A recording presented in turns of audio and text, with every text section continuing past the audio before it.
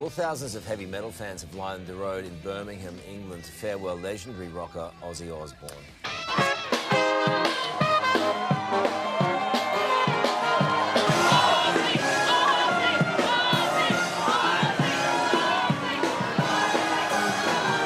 His wife Sharon and his children paying a tearful tribute before a huge crowd on their way to a private funeral.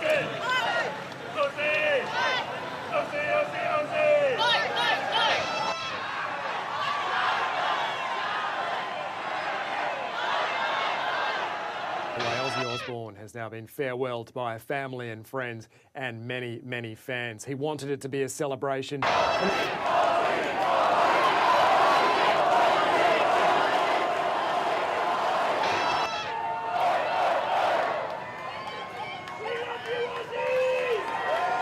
Weeks before he died, a 76-year-old kid from Aston walked back onto a Birmingham stage and closed the circle, the mic in his hand, the roar in his chest. The whole city was holding its breath. Ozzy Osbourne looked out at the lights of Villa Park and gave fans one last jolt. He had nothing to prove. He proved it anyway. And then, only weeks later, the world woke up to Ozzy's latest news, and everything went quiet. You felt it too. That thud in your chest when you realized the Prince of Darkness had left the building. You remember where you were the first time Crazy Train jumped out a speaker. You remember the first time your parents yelled, "Turn that down." You remember the Bat story, the court fights, the reality show chaos, the comebacks, the slip-ups, the way he laughed at storms. And you want the truth. What actually happened in that last run? Why did the final show hit like a farewell letter? What made this working-class kid become the voice of heavy metal and the face of a whole generation's rebellion? Stay with me. We're telling the whole story, no fluff, clean facts, and real moments you can feel. Then you can tell me in the comments, Sabbath or solo, what's peak Ozzy for you? He was born John Michael Osbourne in Aston, Birmingham. Small house, big noise outside, factory shifts, a toolmaker dad, a car factory mom, tight money, thick accents. Real life, people called him Ozzy at school. The name stuck like glue. He had dyslexia. He had restless energy. Sitting still felt like jail. By 15, school was over. Jobs came and went. Petty trouble came too. He even spent time behind bars. That could have been the end. It wasn't. Music flipped the switch. The Beatles hit him like lightning. She Loves You didn't just sound good, it sounded possible. His dad saw the spark and bought him a mic and an amp. That single act changed the map.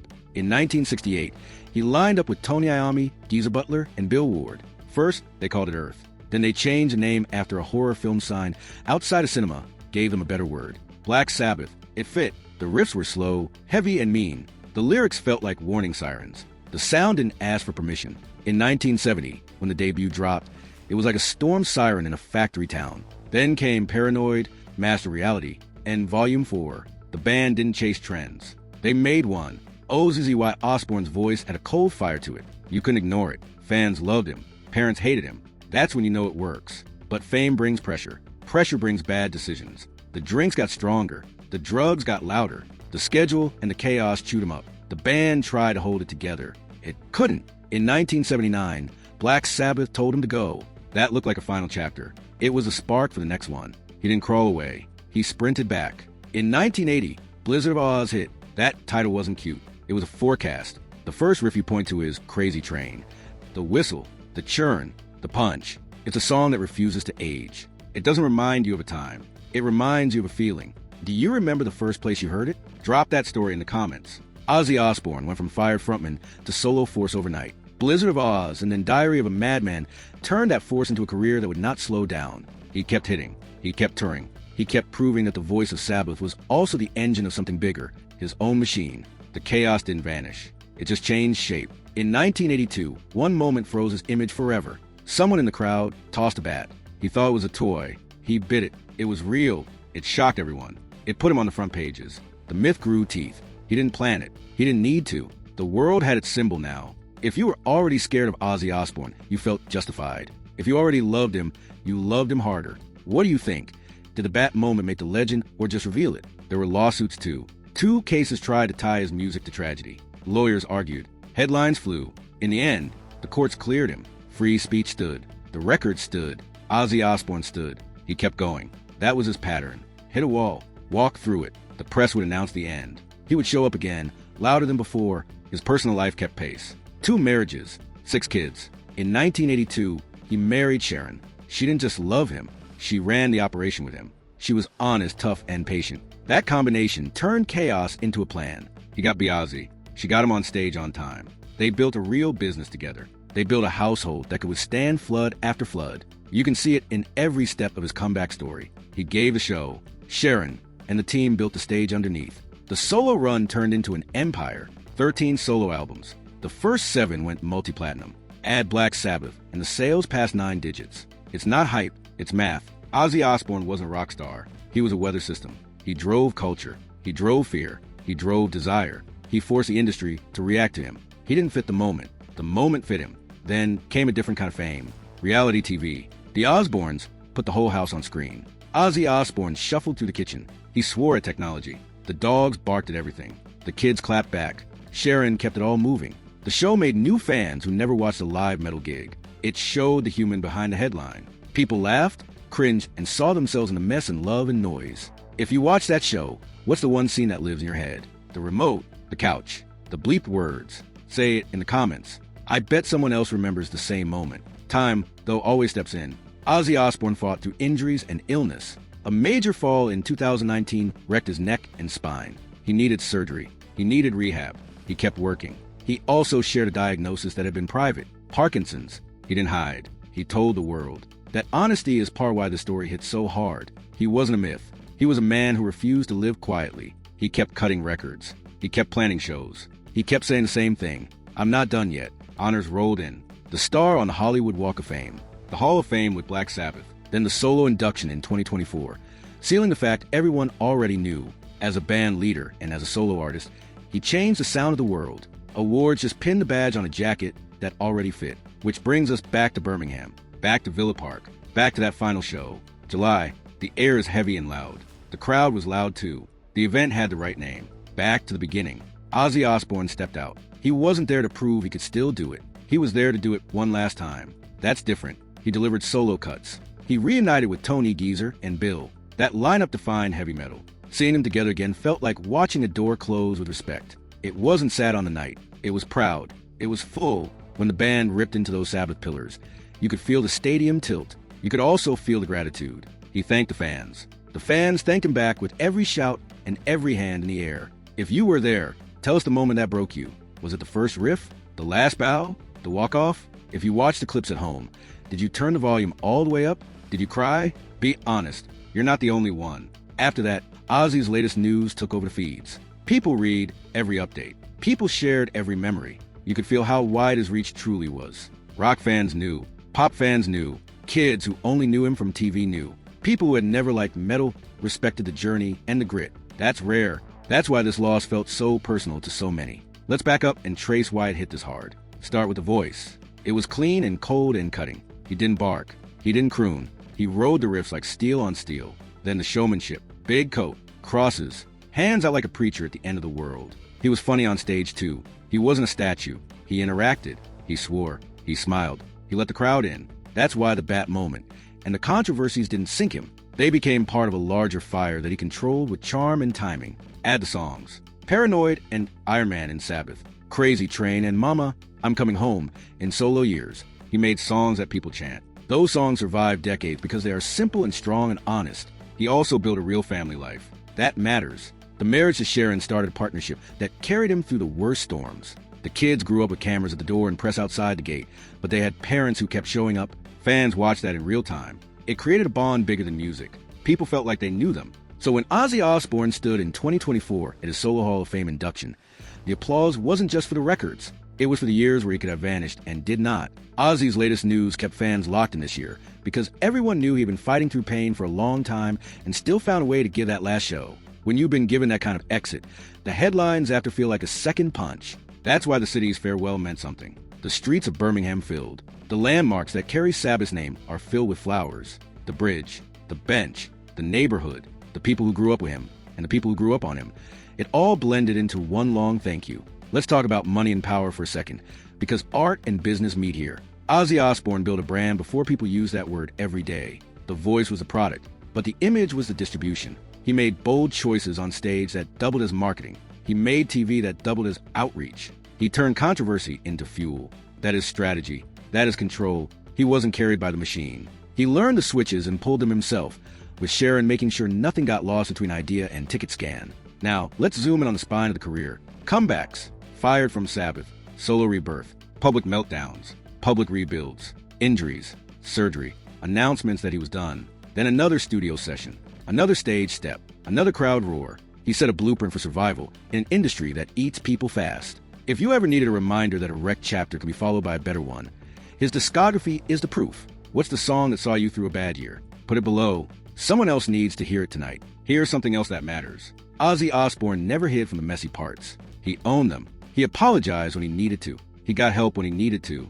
He let fans see the rehab, the therapy, the hard days. That honesty built a different kind of loyalty. Not just we like your songs, but we like you because you're human. When the news of his passing landed, that's why it felt like a family loss in so many houses. You didn't just lose a sound. You lost a person you had watched grow old in public, in a world where most people try to hide age and pain. So what does legacy mean here? It means heavy metal still sounds like Sabbath's first 4 records. It means new bands still chase that weight. It means Crazy Train gets licensed, blasted, and mean, and it never sounds stale. It means TV families still borrow from the Osbournes' playbook without giving credit. It means a whole city in England can point to a kid from an ordinary block and say, look what came from here. That last part is powerful. It gives kids permission to dream. Ozzy's latest news will always trend when fans share those Villa Park clips and the last bow. People will pass that around every year on the date. You will see the comments filled with stories. First concerts, first bands, first breakups with Sabbath blasting, first drives with Crazy Train on repeat. Share yours now.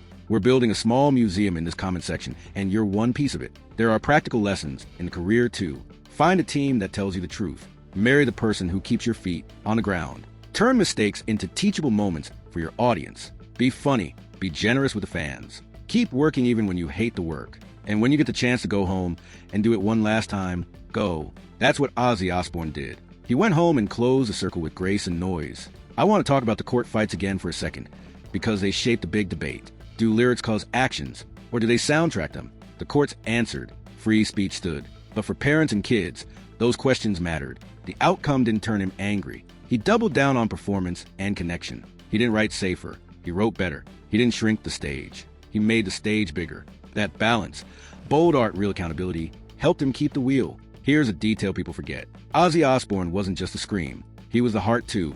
Mama, I'm coming home showed that. He could be heavy and tender without turning soft. That emotional range is why the farewell wasn't just loud. It was moving. In Birmingham, you could see pride on his face. You could see relief too. He got to leave on his own terms. That's rare. That's beautiful. Let's pause and make space for Ozzy's update, as fans keep asking the same things. Yes, he reunited with his original bandmates in that final set. Yes, the show was a true farewell show in the city where it all started. Yes, the family stood together in public and private with grace and love. Ozzy's update matters because people want clarity, not rumors. Ozzy's latest news should be clean and honest. That's what you deserve. That's what we're doing here. You can also see how the scene rallied around him. Generations of artists lined up to honor him. That's not lip service. That's lineage. Bands that built their sound on Sabbath came home to pay it back. That is how a culture says thank you. That's how you measure impact without a spreadsheet. The image matters too. Crosses, gloves, the slow clap above his head, the grin that said, I can't believe I get to do this. He kept that grin into his 70s. He never faked the excitement. He never looked bored on stage. That joy is addictive. It's why people who don't even like heavy music still smiled when he walked out on TV and mumbled at the remote. He was a star, but he felt like your funny uncle who swears too much at dinner. Let's be real about health. Ozzy Osbourne fought. Through pain you could see in his posture and pace. He still gave that final night everything he had. The body has limits. The will can extend them, but not erase them. That's why the last performance felt like a gift. He knew it. You knew it. Everyone there knew it. If you ever got to see him live, what show was it? What city? What song blew your face off? Share it. Someone else in the comments might have been in the same room. Ozzy's latest news isn't just about an ending. It's about a send-off done right. It's about a hometown turning itself into a shrine for a day. It's about a family walking through a city and feeling the love bounce off every wall. It's about a bench and a bridge and a roar that will not fade. It's about a life that started in a small house with a toolmaker dad and a mom who worked in a plant and ended with the whole world saying thank you at once. Here's Ozzy's update for fans who missed some of the last year milestones. He was honored as a solo great after already being honored with his band. He told the truth about his health and still kept creating. He planned and delivered that final show. He made sure the last taste was strong. That's leadership. That's love for the audience. That's how you complete a story. Let's get gritty for a second. When he got fired in 1979, he could have vanished. He didn't. He built a new team. He found new guitar heroes. He wrote new songs that moved past the shadow of Sabbath while honoring the past. That's not easy. Most singers never escaped the first band. Ozzy Osbourne did. Twice. First by leaving, then by returning and closing the book right. What about the money piece? Touring paid for more than mansions. It paid for the machine that made young bands possible. He took new acts on the road. He mentored by example. He showed that you can build a decades-long business out of riffs and sweat if you keep reinventing without losing your core. He didn't chase youth. He let youth come to him. That's why teenagers and grandparents stood next to each other at his shows. Here's a question to stir the comments. What's the most underrated Ozzy Osbourne song? Not the big four, not the obvious picks. The one you love that never makes the list. Post it. Back it up with a one-sentence reason. You'll convert somebody today. And since you care about the real timeline, here's Ozzy's update you can trust. Final hometown performance. Family at his side in the days that followed. A farewell that looked like his life. Loud, loving, and a little outrageous. City landmarks turned into altars. Fans lined the streets. The people who grew up with him in Birmingham said goodbye in public. The private goodbye happened too. It all mattered. Both were right. Ozzy's latest news will keep surfacing because great stories don't end. They echo. They inspire new people to press play. They push guitars to tune down and hit the string harder. They make parents laugh when their kid brings home a black t-shirt with a skull on it. That's legacy. It's not a museum piece. It's a living thing. If you're still reading your family. One more question. Which moment defines him for you? The first Sabbath record, The Bat, Crazy Train, the court win, the TV show, The Final Bow. Answer it, and then tell one person about this video who needs a shot of courage this week. That's how the echo spreads. OZZY Osbourne's story is simple and huge at the same time. Poor kid, big voice, bigger will, bad choices, big apologies, bigger comebacks. He kept choosing to show up. That's the secret. Show up, do the work, keep the joke alive, keep the music loud, thank the people who pay for the ticket, then show up again. Ozzy's latest news taught us two things at once. Life is short. The impact is long. That mix hurts. It also heals. It tells you to call someone you love and say the thing you always put off. It tells you to stop waiting for a perfect moment. It tells you to be honest about your mistakes and proud of your effort.